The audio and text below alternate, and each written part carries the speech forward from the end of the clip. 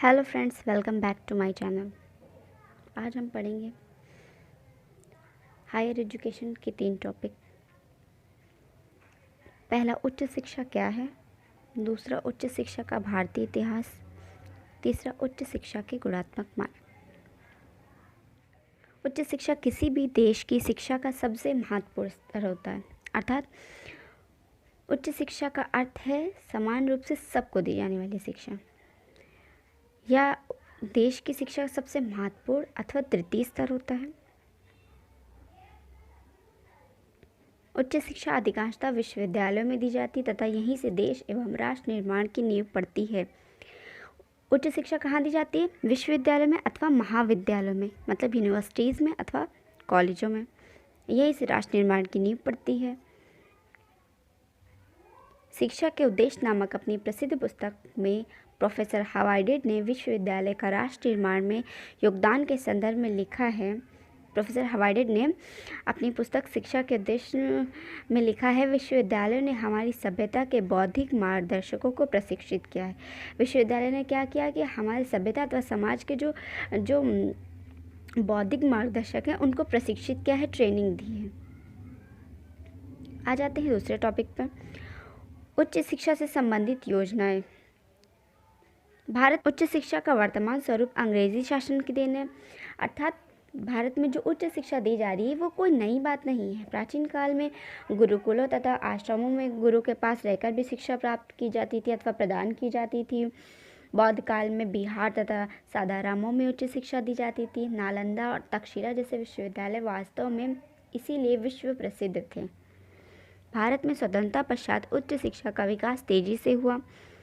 वर्ष 1948 में विश्वविद्यालय आयोग की स्थापना की गई।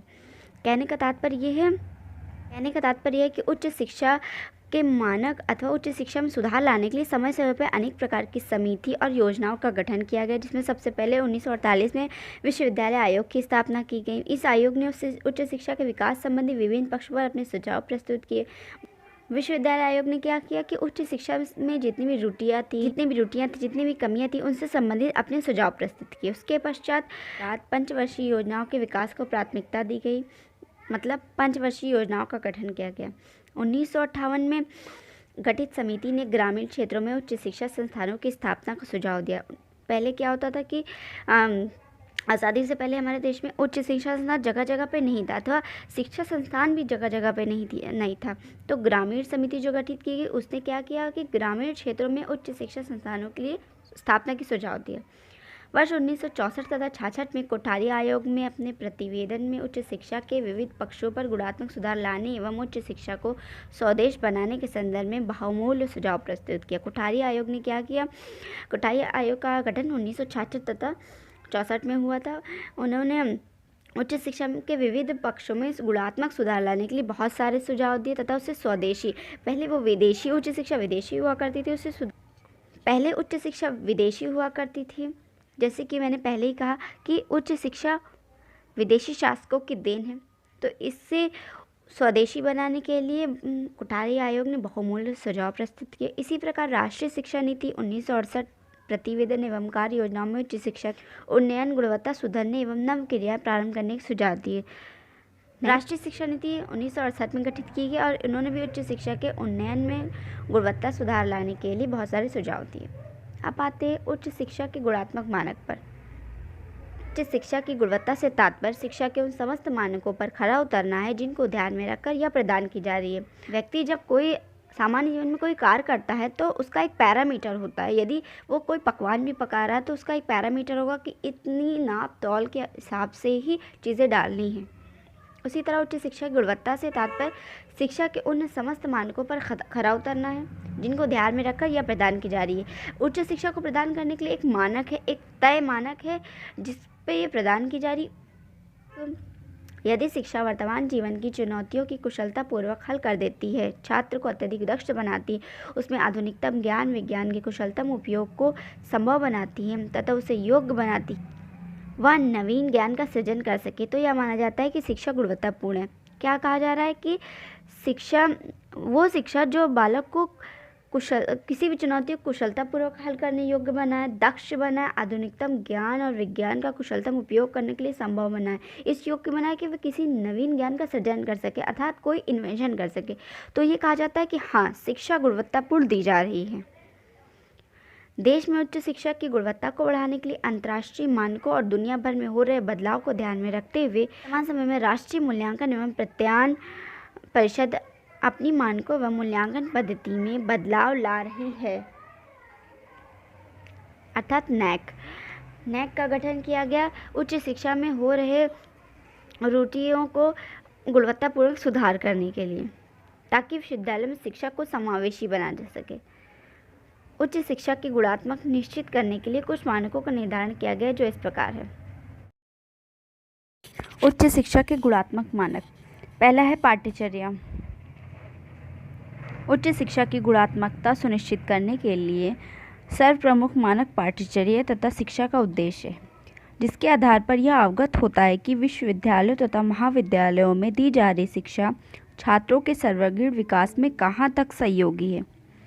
जो कॉलेजों और यूनिवर्सिटीज़ में पाठ्यचर्या अर्थात सिलेबस होते हैं, उससे पता चलता है कि कहाँ तक छात्रों को शिक्षा दी जा रही है और उनका विकास, सर्वांगीण विकास देने में ये पाठ्यचर्या सहयोगी है अथवा नहीं।